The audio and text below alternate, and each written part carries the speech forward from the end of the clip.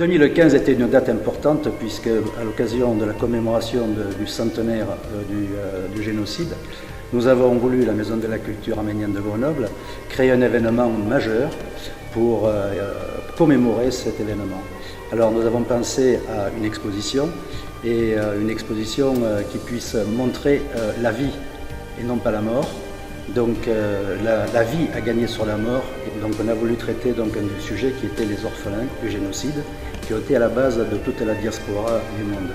Nous avons mis 3 ans pour développer cette exposition qui est inédite, parce qu'elle n'a jamais été traitée et itinérante, puisque nous allons la présenter en 2015 sur toute la vallée du Rhône, les grandes villes de la vallée du Rhône, c'est-à-dire Marseille, Aubenas, Valence, Romans, Grenoble, et Lyon et Paris.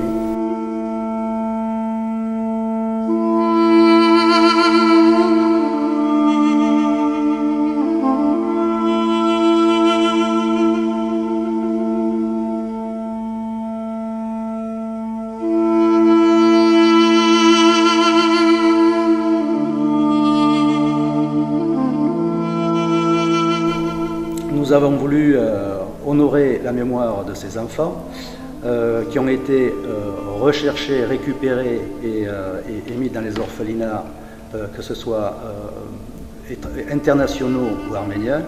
Nous sommes les descendants. Et cette génération qui n'ont pas connu d'enfance, qui nous ont donné plus tard tout l'amour qu'ils n'ont pas eu, et aussi ont tout fait pour que nous ayons un avenir meilleur. Cette exposition, très particulièrement des orphelins du génocide. On a mis donc 3 ans pour créer cette exposition, et là nous avons donc créé une équipe de projet. Cette équipe de projet est supervisée par 2 experts. Le premier expert est Vahet Ashjian, et la deuxième personne, c'est Madame Laure Piaton, qui est directrice du Centre du patrimoine arménien, qui, dès les premiers jours et pendant 3 ans, nous a accompagnés dans les différentes étapes du projet. Et je voudrais aussi remercier les gens de l'équipe, c'est-à-dire Monica Tamian, Elisabeth Pelé, Sevan Mikaelian, Robert Afankedjian, qui nous a ouvert une des plus belles collections au monde de photos, parce qu'il nous fallait des documents. Voilà, et je veux aussi remercier tous ceux qui nous ont ouvert leur collection personnelle et familiale.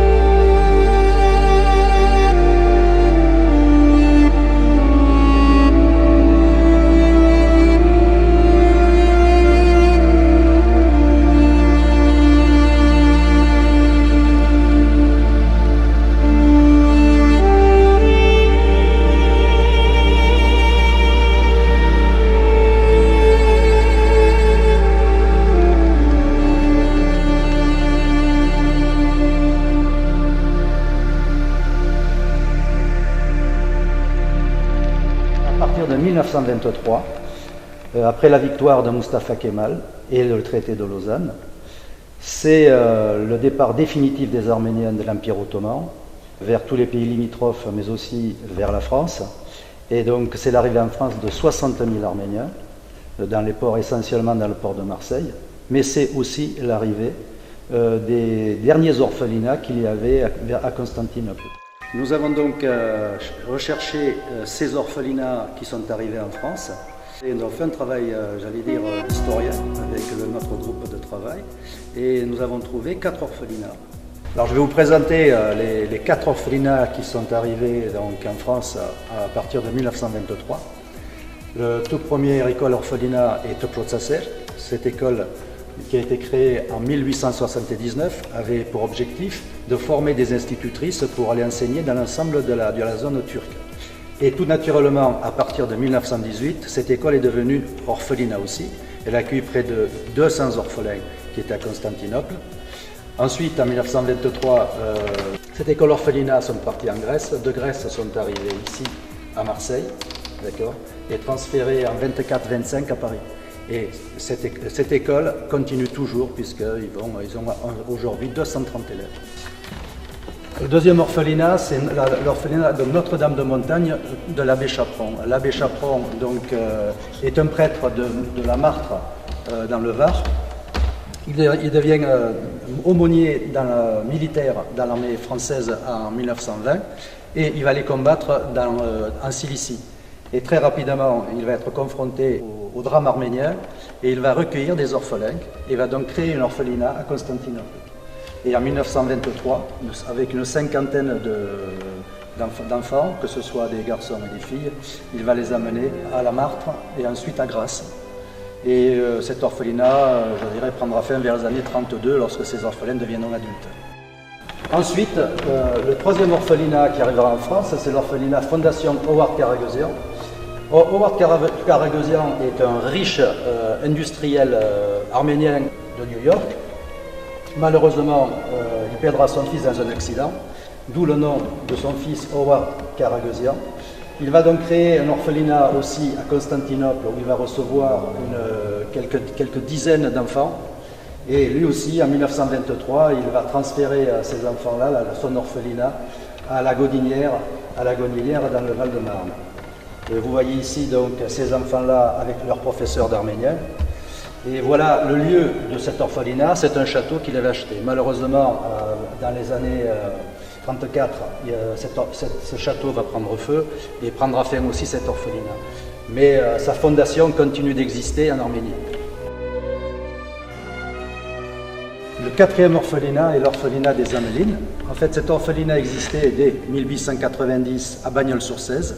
C'est un orphelinat d'une institution religieuse catholique. Et il y a la mère supérieure en 1924 apprend qu'une douzaine d'Arméniennes vont arriver dans le port de Marseille. Et spontanément, j'allais dire, elle va donc aller les recueillir sur Marseille et les amener à Bagnols-sur-Cèze dans cet orphelinat catholique. Vous voyez ici, vous trouvez ici le passeport des orphelines, voici avec leur accompagnatrice, et voici le passeport commun en fait de l'ensemble et le nom de ces orphelines. Cette exposition est avant tout pour nous tous un devoir de mémoire. On se devait de remémorer, j'allais dire, par la pensée, par la mémoire, toutes ces victimes de ce génocide, toujours pas reconnues par la Turquie.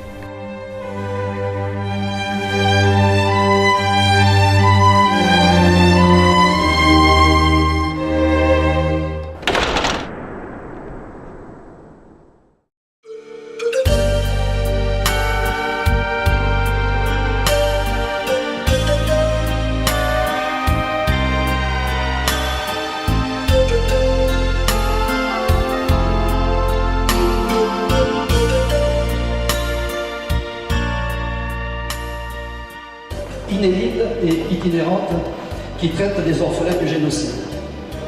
Nous avons voulu rendre hommage à ces jeunes femmes et ces enfants qui n'ont pas eu d'enfance, mais qui, une fois devenus adultes, ont su nous apporter tout leur amour et nous avoir un avenir meilleur.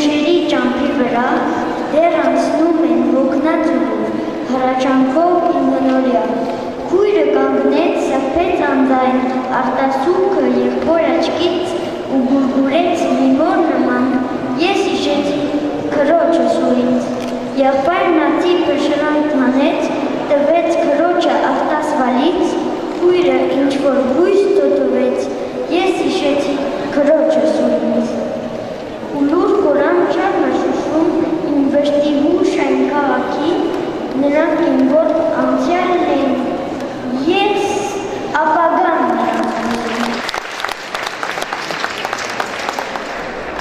Deux orphelins. Dans le sillage de ma mémoire, deux orphelins, nus et tristes, cheminent lentement, là et silencieux. Deux enfants, une sœur et un frère, arrachés à leur terre. Un moment s'arrête, d'un geste tendre et maternel, la sœur essuie les larmes de son frère, fouillant dans sa poche d'un geste tremblant. Son frère lui offre quelques miettes de pain. À travers leur silhouette immobile, il m'a semblé apercevoir dans le lointain ma sœur et moi, main dans la main, surgit tout droit de mon passé orphelin. Ce soir, nous sommes là dans un des temps de cette année si particulière, descendant du génocide, un mot qui continue de soulever la colère des autorités turques. Nous l'avons encore vu récemment, quand ce mot de génocide a été envoyé par le pape récemment. Ces autorités tardent à reconnaître, refusent de reconnaître ce qui a été commis contre les Arméniens il y a un siècle. Pourtant, comment qualifier autrement ce drame de l'histoire, ce 1,5 million enfants, femmes, hommes, pour nous aider à marquer notre attachement à la vérité et à la justice et aux valeurs universelles de liberté, d'égalité et de fraternité. Je vous remercie.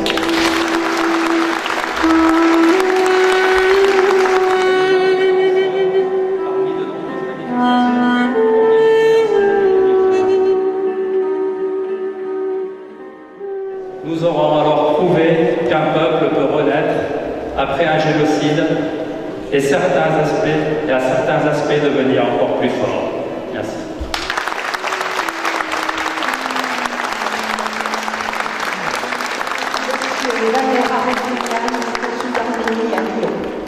Représentant 28 pays, 500 millions de personnes, qui appellent à la solidarité avec le peuple arménien, qui appelle à la reconnaissance du génocide des Arméniens par la Turquie. Et il appelle, ce qui est le message très important pour les autorités turques actuelles, que faire face à la vérité et reconnaître le génocide, seulement par cette voie, il est possible d'avoir une vraie conciliation entre les deux peuples. Merci à vous tous.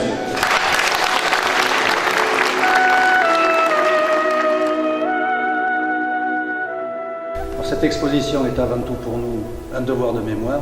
Eh bien, il y a des milliers de victimes, des milliers de victimes, 1 500 000 victimes, qui malheureusement ne reposent pas en paix puisque la Turquie ne reconnaît pas encore ce génocide.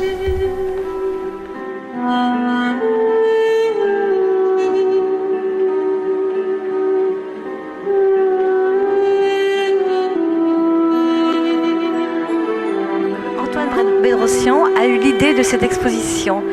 Il me l'a soumise et j'y ai adhéré tout de suite. Cette exposition qui était assez unique puisqu'elle représentait une exposition sur les orphelins.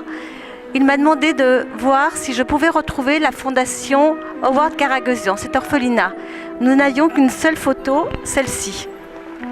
Et de cette photo, je suis partie à la recherche de cette fondation. Et en passant sur tous les détails, je vous dirais que nous sommes passés Internet m'a beaucoup aidée. Je suis passée de Grenoble à Paris, de Paris à New York, et de New York, je suis allée en Arménie retrouver les traces de cette fondation. Ça a été un travail de recherche, aussi bien à la BNF, et ça a été vraiment un travail passionnant que j'ai beaucoup apprécié, et j'ai beaucoup appris. Je viens de découvrir cette exposition, et j'avoue que je suis plein d'admiration par rapport au contenu. Je tiens tout d'abord à féliciter Antoine Bedrossian, le commissaire de l'expédition, qui, pendant 3 ans, a travaillé minutieusement pour cette réalisation. Et nous sommes fiers qu'aujourd'hui, qu'à Grenoble, cette exposition ait vu le jour, grâce au concours d'Antoine Bedrossian, bien entendu, mais également d'historiens, de personnes qui l'ont aidé tout au long du parcours et qui permettent aujourd'hui de présenter dans ce cadre magnifique la destinée des jeunes orphelins arméniens qui ont vécu une tragédie, qui ont vécu une renaissance que l'on voit au travers des différents panneaux. Ce qui serait souhaitable maintenant, c'est que cette exposition ne reste pas seulement iséroise, mais également qu'il puisse voyager non seulement en France, mais également être exposé dans différents pays francophones, à la découverte, bien entendu, de ce sujet qui est innovant.